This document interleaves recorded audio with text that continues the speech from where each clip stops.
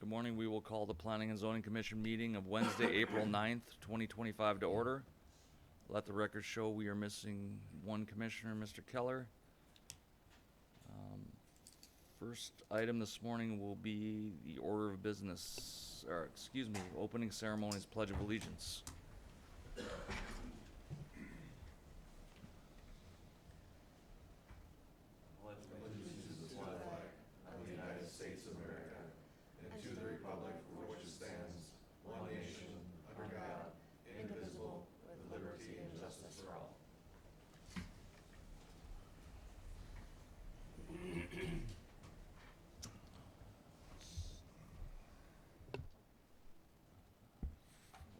Item one this morning will be our order of business. Mr. Solacek, is there any changes to our order of business this morning?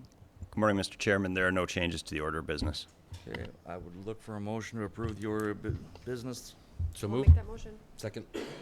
We have a motion and a second. Any further discussion? Hearing none, all in favor, state aye. Aye. Opposed, same sign. That motion carries. The other item this morning is the introduction of our new Planning and Zoning Commissioner, Mr. Matthew Rothstein. Welcome. Just 10 or 15 minute little synopsis of what your 10, life- 15 minutes, okay. No, just kidding. Welcome aboard. Oh, thank you. All right. Item two this morning will be the minutes of the previous session, February 12th, 2025. Any corrections or additions to the minutes, commissioners?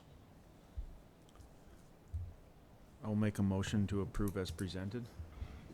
We have a motion. Do we have a second? I'll second. Any further discussion? Hearing none, all in favor, state aye. Aye. Opposed, same sign. That motion carries. We'll move into our regular agenda this morning. First item this morning is a rezoning request, REZ-001-2025.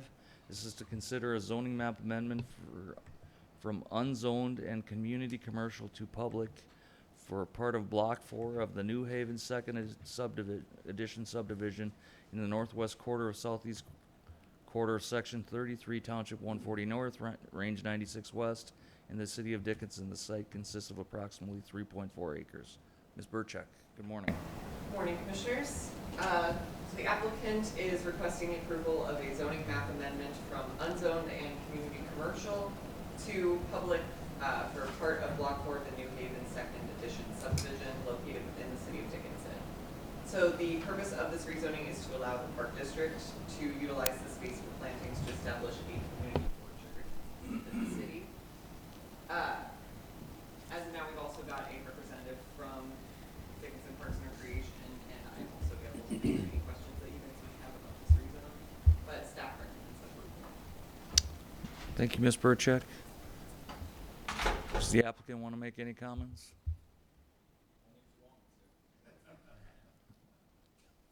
Commissioners, do you have any questions for Ms. Burchek or the applicant regarding this? I just had a question on access to that, as far as where you're assuming people are going to access that from. So the access point is off of 12th Street West. You can kind of see that lot extends down to that street. I believe right now there's currently a dirt road up there, but I wouldn't really perceive that as being upgraded to any kind of asphalt because I don't believe it's going to be utilized that often. If you want to. Sorry. Benjamin Ray, Executive Director, Dickinson Parks and Recreation. It actually is currently asphalt access there, and we are currently utilizing it for maintenance of that property. We go in there regularly to mow it and to maintain the property as it exists now. Thank you, Mr. Ray. Any other questions for staff?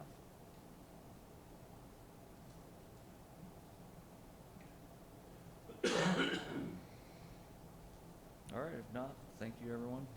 I would look for action on this item then.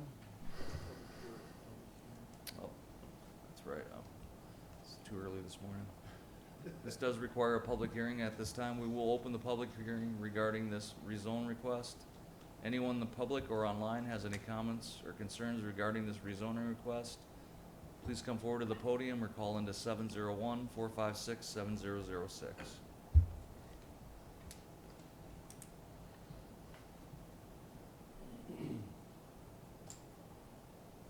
Anyone in the public have any comments or concerns?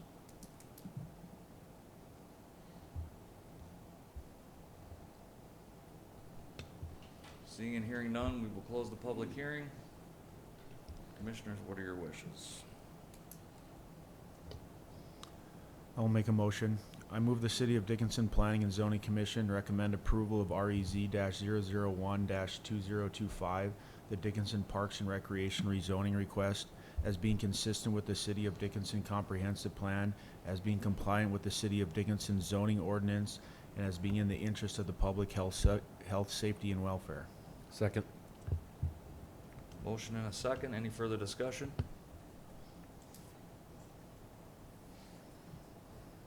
Hearing none, all in favor say aye.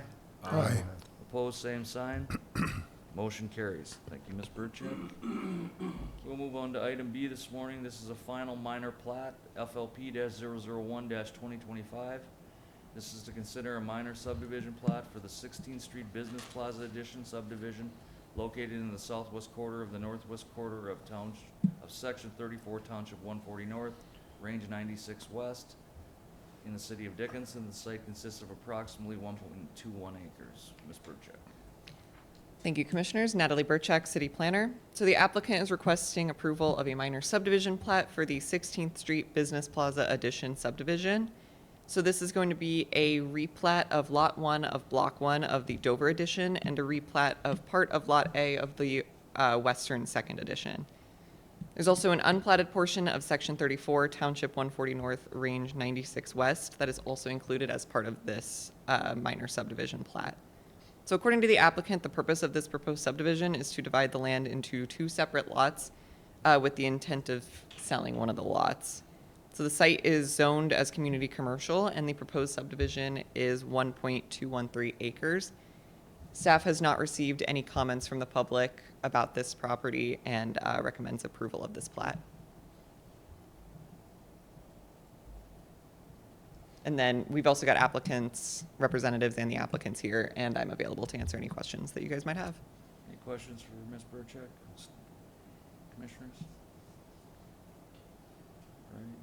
Does the applicant want to make any comments regarding this?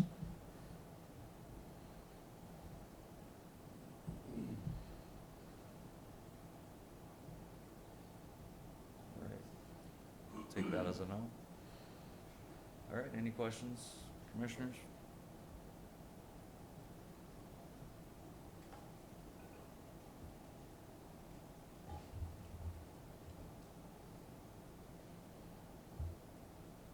All right, seeing none or hearing none, we will open the public hearing regarding this final minor plat.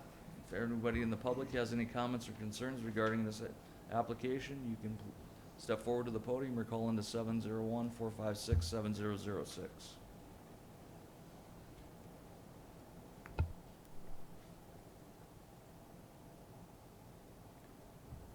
Anyone in the public have any comments or concerns regarding this application?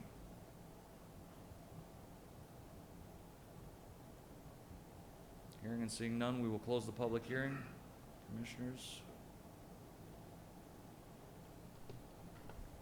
I'll go ahead and make the motion. I move the City of Dickinson Planning and Zoning Commission recommend approval of FLP-001-2025, 16th Street Business Plaza Addition Final Minor Plat as meeting all the requirements of the Dickinson Municipal Code and also being in the interests of the public health, safety, and welfare. I'll second. Any further discussion?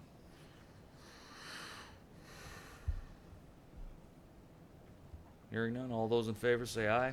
Aye. Opposed, same sign. That motion carries. All right, we will move into item C. This is a final major plat, FLP-002-2025.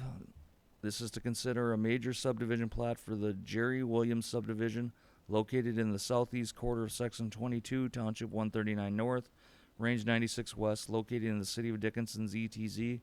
The site consists of approximately 35.66 acres. Ms. Burchak. Commissioners, Natalie Burchak, City Planner.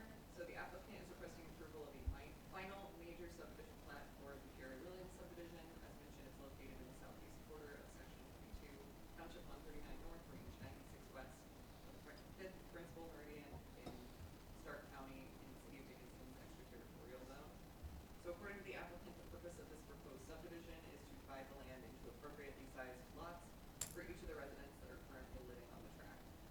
site is zoned agriculture and the subdivision is approximately 35.66 acres. This was previously heard at a planning and zoning commission on February 12th, 2025. And the planning and zoning commission recommended approval without conditions on the preliminary plat. We've also gotten an updated road maintenance agreement just to designate the road maintenance responsibility onto the residents currently on that plat or that private access road that you can see. Staff has not received any comments from the public and recommends approval of this plat. And then we've also got a representative from the applicant as well as me to answer any questions that you might have.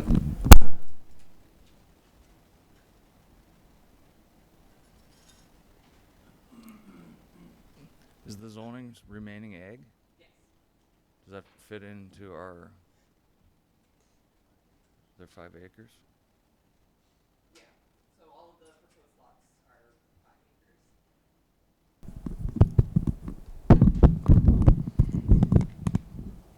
Thank you. I'm Nick Jensen with Western Edge Surveying here, representing Jerry Williams for this project. So if there's any questions, morning. be happy to take them. Commissioners, do you have any questions for staff or the representative regarding this?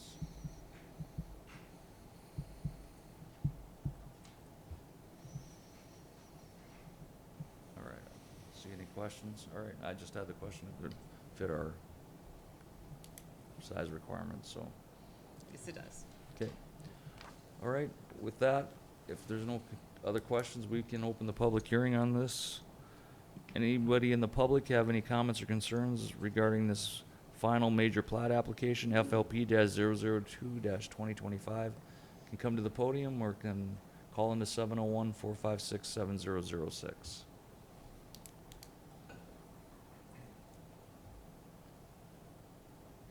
Anyone in the public have any comments or concerns regarding this application?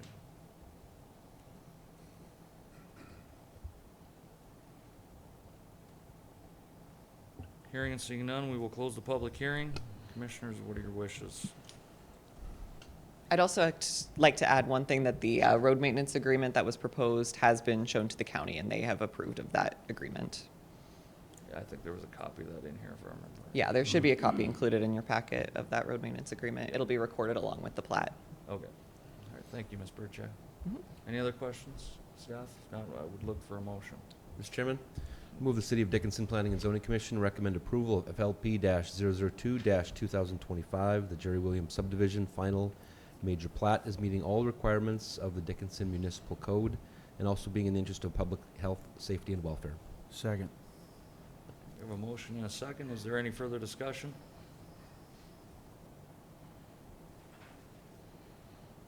Hearing none, all in favor, say aye. Aye. Opposed, same sign. That motion carries. Okay, we'll move to item D this morning.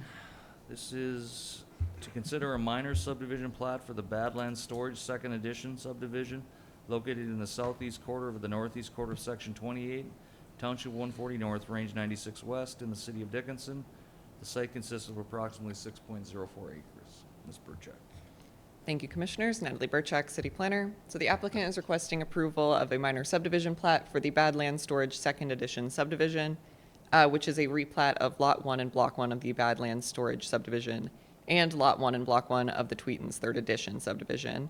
It's located in the city of Dickinson. So according to the applicant, the purpose of this proposed subdivision is to combine the existing lots in order to expand the existing convenience storage operations.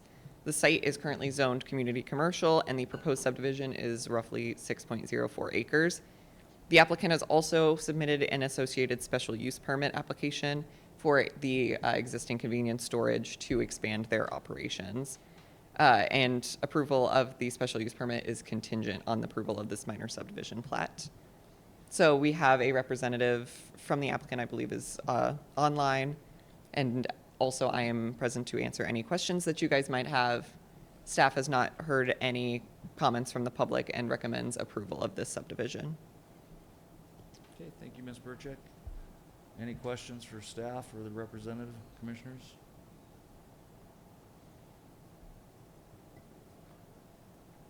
So there was two parcels at one time, they're just gonna combine them, that's what they're doing? Yeah. Since they're in separate subdivisions, a lot modification process was not available to the applicant. Gotcha. Right. Any questions?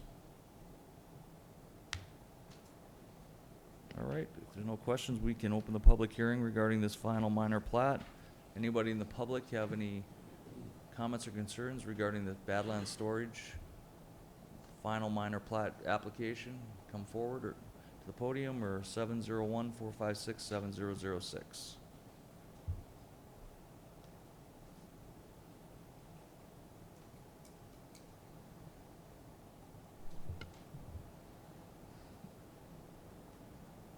Anyone in the public have any comments or concerns regarding this application? Hearing and seeing none, we will close the public hearing. Commissioners, I would look for a motion. I'll make a motion. I move the City of Dickinson Planning Zoning Commission recommend approval of FLP 003, 2025, Badlands Storage Second Edition Final Minor Plot, as meeting all the requirements of the Dickinson Municipal Code and also being in the interest of the public health, safety, and welfare. I will second. We have a motion and a second. Any further discussion? Hearing none, all in favor say aye. Aye. Opposed, same sign. That motion carries. Thank you. Item E this morning, we will have a special use permit, SUP-001-2025. This is to consider a special use permit amendment for a convenience storage facility in the general commercial zoning at 430 29th Street West. The property is legally described as Lot 1, Block 1 of the Badlands Storage Subdivision and Lot 1 in Block 1 of the Wheaton's Third Edition subdivision in the southeast quarter of the northeast quarter of Section 28, Township 140 North, Range 96 West in the city of Dickinson. The site consists of approximately 6.04 acres. Ms. Burchak. Thank you, Commissioners. Natalie Burchak, City Planner. So the applicant is requesting approval of a special use permit application for a convenience storage facility for 609 units. The convenience storage facility would be located on a 6.04 acre parcel zoned community commercial at 430 29th Street West in the city of Dickinson. The applicant has a representative here online that can answer any questions. I'm also available to answer any questions. We have not received any comments from the public about this special use permit, and staff recommends approval, subject to the conditions listed at the end of the staff report, as well as being contingent on the approval of FLP-003-2025. Is it community commercial or general commercial? It is community commercial. Okay, because our sheet shows general commercial on it, so.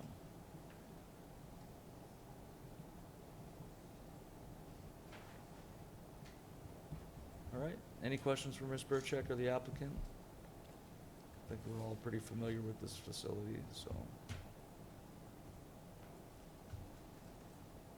All right, if no questions for the applicant or Ms. Burchak, we will open the public hearing.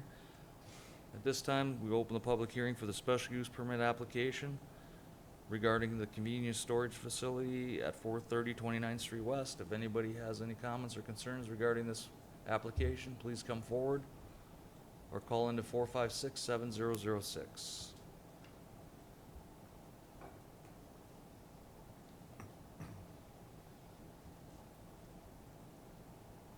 Anyone in the public have any comments or concerns regarding the special use permit application? Hearing and seeing none, we will close the public hearing. Commissioners, I would look for a motion. Mr. Chairman, I move the City of Dickinson Planning and Zoning Commission recommend approval of SUP-001-2025 five-star storage SUP as meeting all the requirements of the Dickinson Municipal Code and also being in the interest of the public health, safety, and welfare. Second. We have a motion and a second. Any further discussion?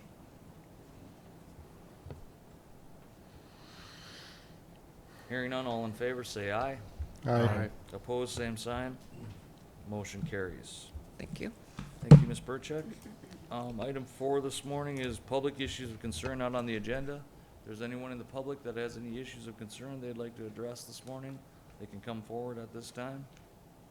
Or they're also available to call in online at 701-456-7006.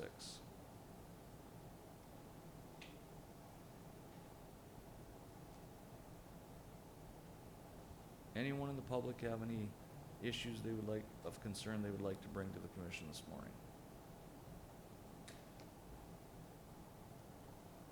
Seeing and hearing none, we will close that item on our agenda. Item 5 is items not on the agenda. Commissioners, if you have anything that you'd like to bring up today or discuss, this would be the time.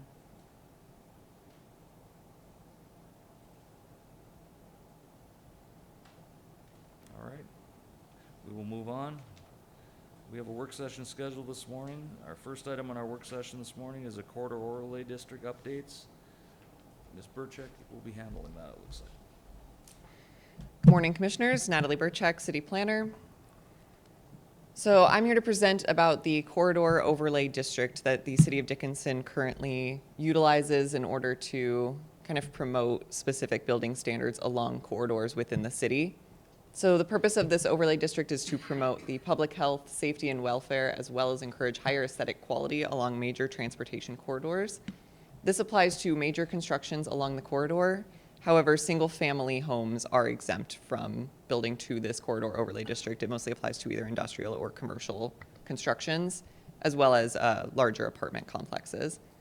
And so the current roads that are in the overlay district are listed to the right. They should also be included in the packets that you were given this morning. So the main concern right now is Fairway Street. So Fairway Street is not currently listed as one of the corridors in the overlay district. It is currently designated as a minor arterial and serves as the only alternate route directly connecting I-94 Business Loop and Highway 22, just all the way straight through the city in combination with 9th Street East and West. And the west side of Fairway continues to develop more commercially. So new construction in the city's eyes should comply with these corridor overlay district regulations if this corridor is continued to be utilized to go across the city. This corridor overlay district could also be applied to 9th Street West and 9th Street East. While those sections of the road are primarily residential, if they were to develop commercially in the future, it would be smarter to have them in the corridor overlay district now. And then possible future fairway extensions. As you can see, the road was slated to be continued on to the west for that kind of commercial development in Dickinson Hills. So adding that portion into the corridor overlay district, it would just continue if Fairway Street was continued. So staff is just looking to see if there's any feedback from you guys about the idea of proposing a zoning text amendment to add Fairway Street into the corridor overlay district. So if you have any questions, Would I'm add all of it? 'Cause isn't it 400 feet now? What's the question, I guess? I'm not following. What? I thought all the corridor, anything off a major corridor is only 400 feet back, is what I thought. But it's only those that are specifically listed in, It's 400 feet from all of the roads that are listed up here, Right. which, So we would put Fairway all the way through town, to the other side of town? Is so that the proposal? That's what I'm trying to understand here. Fairway currently, let me get the exact road that it, Because I'm guessing the hospital addition in that part right there is already in the corridor district. so the construction around the hospital was added to the corridor overlay district because it's visible from the 94 Business Loop. Because it's 400 feet back, right?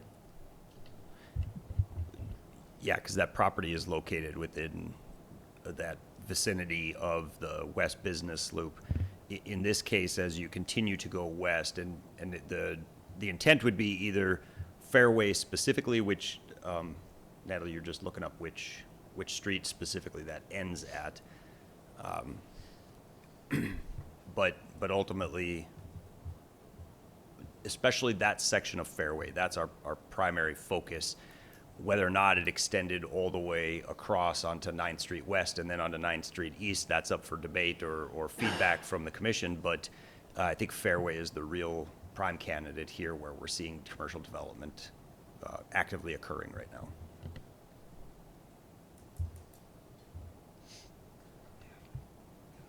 And how far does Fairway extend to the east? It looks like the 500 block, so somewhere around Fifth Avenue East? West, West, okay. right before you hit Rocky Butte Park. Yeah. Okay. It doesn't quite extend like to Highway 22 at all. Okay. That's when It it turns in- transitions to, Turns into Ninth Street Mhm. there. yes.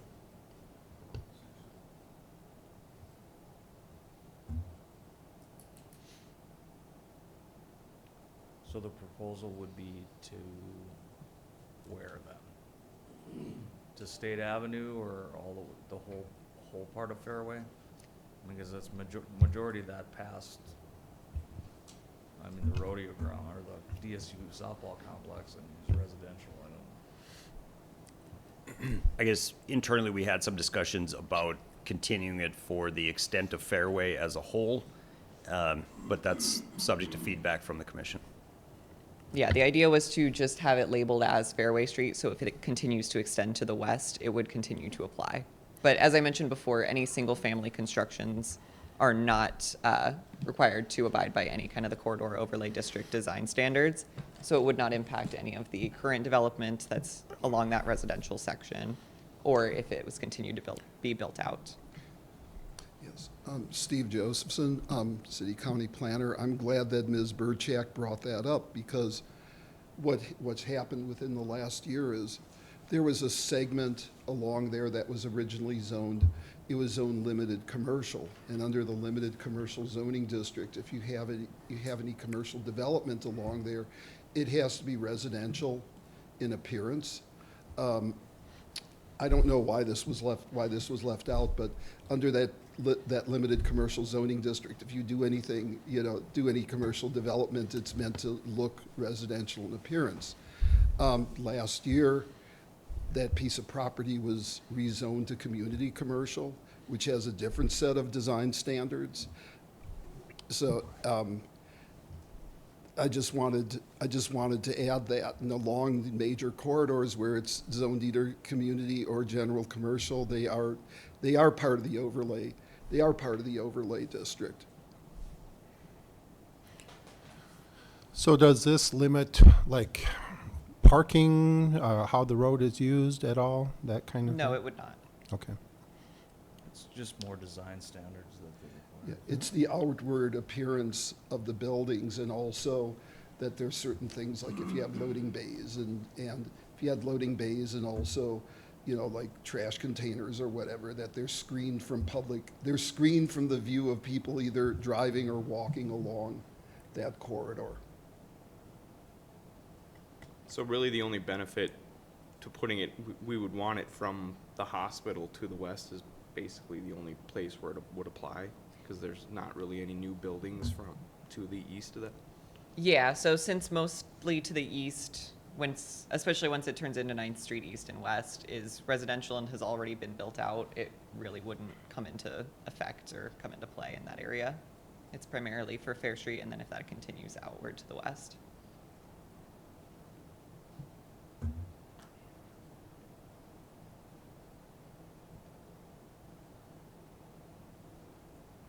State Avenue is also in there, so 400 feet on each side of State Avenue is in the corridor district too, so that would cover almost the high school. And then I-94 Business Loop would cover most of the undeveloped property west of the hospital already, correct? The potential is that western portion of the hospital property could be developed first, and then that would leave that center portion to be unaffected. So then it would not have to build to the standards of the corridor overlay district, but a 400-foot extension from Fairway would cover that property.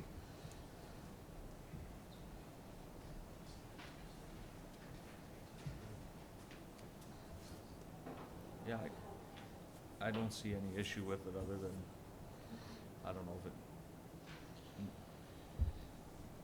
we need to go all the way to the end of Fairway, I guess, but. Does it technically extend out already? I mean, there's a dirt road there. Is that technically still Fairway as a dirt road right now? I believe so, yes. Okay. It's not currently designated as a minor arterial, but it is still part of Fairway Street. there have been discussions of extending that, you know, and making that a usable roadway. The west? Yeah. There's just that path, and I didn't know whether that was actually a named road or just a shortcut that people take. No, I think that was, I mean, Yeah. I don't know if it's platted or not, but Yeah, it's still technically might- platted since that Dickinson Hills plat remains in effect. So it's public right of way.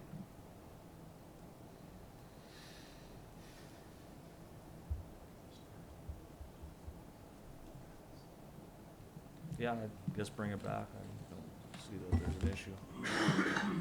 Sounds good. All right, thank you. Yep. And then item B on our work session this morning will be data center presentation. And looks like you're handling that as well, Ms. Burchett. Or no, Mr. Josephson, sorry. Yes, good morning, Chairman Friedrich, Commissioners, Steve Josephson, City County Planner. And I just wanted to give a presentation on data centers. Staff has been working on draft language to bring to the Planning and Zoning Commission for a workshop, for review and workshop before, and then seeing if there would be a public hearing on it. But just wanted to go over what data centers, just a summary of what data centers are. So we put a presentation together. Data centers are the physical facilities where the internet lives. You have networked computer systems for data storage and processing, along with supporting equipment such as batteries, backup power generators, and cooling systems. While they've historically been clustered around major internet access points, the technology companies and government employment centers have begun to spread out. It's increased the demand for that, and it means more data centers in smaller metropolitan and non-metropolitan areas. And there has been discussion about data centers here in Dickinson and Stark County. Big technology companies are likely to continue looking for sites that can accommodate new, large single-story structures. Operators specify in leasing space in the same facility for multiple companies may be more open to infill sites and existing structures, especially for those sites that have access to fiber optic infrastructure. This is just an example of a data center. Most of these look like office buildings from the outside and function that way. This is one in Reno, Nevada. And what the interior looks like, I'm sure you're familiar with that. Here you have banks of servers that are in there. In terms of locational criteria, they tend to use a lot of electricity and water to power processing and storage hardware and to keep that hardware cool. The amount of electricity and often water needed for cooling is high in warm, humid climates than in cool, dry areas. So developers favor locations with low electrical rates and cooler climates. And you're starting to see there have been a couple that have the big crypto mining centers have been established in North Dakota. And also, as these facilities operate continuously, developers often look for sites that are less vulnerable to natural hazards, which I would say here in North Dakota, that would be, we're inland, we're inland, so so we're not going to have, we're not going to have a lot of the things like hurricanes or whatever take place here. Wanted to differentiate with crypto mining facilities, and those are facilities dedicated in whole or part to mining cryptocurrency. And I don't really dabble in this stuff, so this was educational for me too. Cryptocurrency is a decentralized digital currency that uses encrypted data strings to denote individual units or coins, and a peer-to-peer database known as a blockchain to maintain a secure ledger of transactions. Several of the most popular cryptocurrencies require extremely complex computations to verify each transaction and add a record or block for that transaction to the blockchain. And what that essentially means is they use more power, and they need to be cooled. They need to be cooled either by air or by water, more so than other data centers would be. They also look for area locations with cheap electricity and low hazard risk. But dedicated mining facilities are not concerned about proximity to customers and are less likely to invest in backup power. While there seems to be a widespread consensus that data centers are essential to global communications and the global economy, crypto miners. This was one that was built in Ellendale. You know, and Ellendale is in the southeast portion of the state. And it was interesting because the county had no zoning or no building codes at the time. And when I talked to the auditor, they're in the process of writing a zoning code. If you look at the lower portion of the site, that's the part with these crypto mining facilities that people are most concerned with. Those are the cooling units. They make a lot of noise and they run constantly. So if you've ever heard complaints about crypto mining centers, they tend to be centered around those cooling facilities. Or if they use water, they're less noisy, but then they have to dispose of the water. Here's some of the current trends that are going on is that micro data centers are smaller versions of data centers, ranging in size from a kitchen cabinet to 10,000 square foot office. They often appear in unconventional areas near users, such as utility poles and parking garages, in order to increase network traffic capacity and minimize information processing time. If you remember a couple of years ago, we had a zoning ordinance change that was about cell towers, you know, with the smaller facilities that are like backpack size. That was a trend that was occurring. This is the trend that's occurring now with data centers.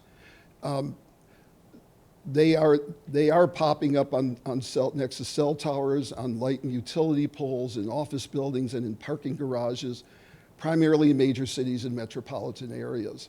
One of the other trends in what's known as colo data centers, and those are buildings containing multiple services and application providers, although often leasing out spaces. They tend to be more cost effective for companies, consolidate where centers are located, and they encourage faster spread to edge regions.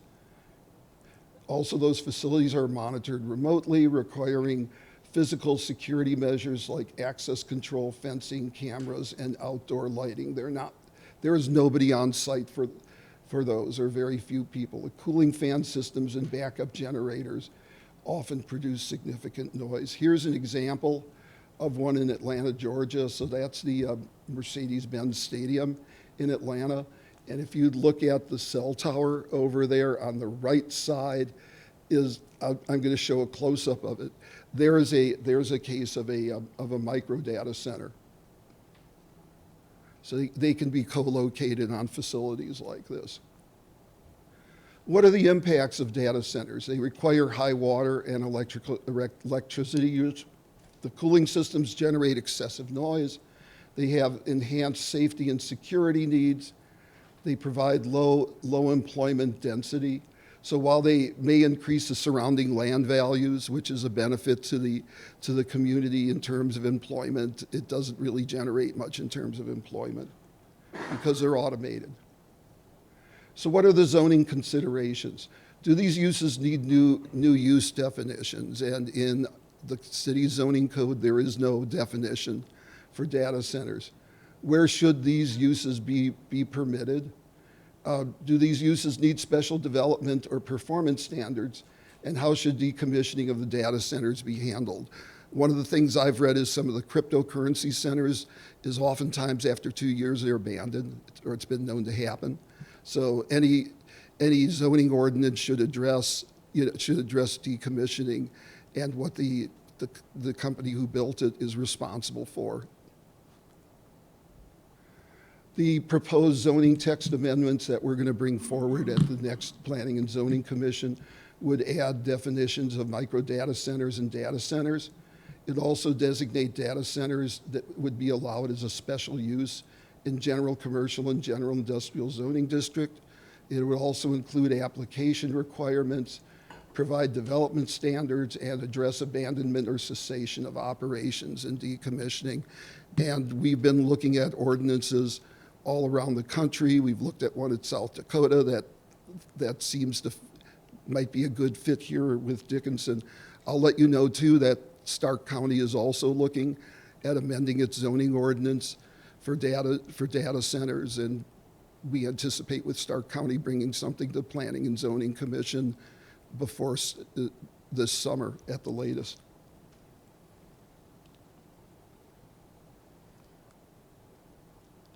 And my apologies, I thought that I had changed that one, that I changed Natalie's spelling of her last name. She could beat me up over that later on. So anyway, I just wanted to give a little background in terms of what data centers are, because they're not all crypto mining centers. You know, they could be as simple as having them in an office and having banks of servers in them, or they could be the co-location ones or the minor ones that can be actually located outside, you know, outside on the sites of existing facilities. And I'm here to answer any questions you may have. Just don't ask me about crypto mining. I did go to the Vision West zoning thing last year, and this was a big issue. I know Watford City was talking about is it Watford City that was trying to keep it within a mile of residences, I think was part of their ordinances, because they usually target, what am I thinking of? Not transmission lines, but Like the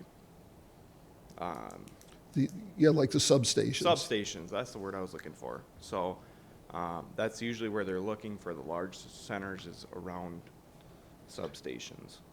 You know, if you ever want to, and again, this is more about the crypto mining. That's what everybody tends to think of, but as I said, there are varieties of these things. But if you ever go online to YouTube, a lot of these were in communities that really didn't have anything to address that. Now communities are doing things like they're requiring setbacks and screening and baffles in order to deal with the, you know, with the noise that comes from them, and also asking acoustic studies be done as part of the application. So I know that in Williams County there was one that was approved there, and there was another one, I'm not sure of the status now, but in between that, they went ahead and hired a consulting firm to write ordinance language about data centers, which they adopted into their zoning ordinance. And I also know that McKenzie County adopted similar language. But I think it's important to say that probably here in city limits, you're not going to see those large crypto mining facilities, but nevertheless, it is a use that's not currently addressed in the zoning ordinance. So I would recommend, well, community development staff would recommend looking at amending the zoning ordinance to specifically address that use. That sounds a good plan. All right, Okay, we will have language available sounds good. for you to review at the next Planning and Zoning Commission meeting. Sounds good. Thank you, Thank Mr. you. Josephson. Anything else, commissioners? That concludes our agenda for this morning, so if there's nothing else, I would look for a motion to adjourn. I will make that motion. We have a motion. Do we have a second? Second. We are adjourned. Thank you, everyone.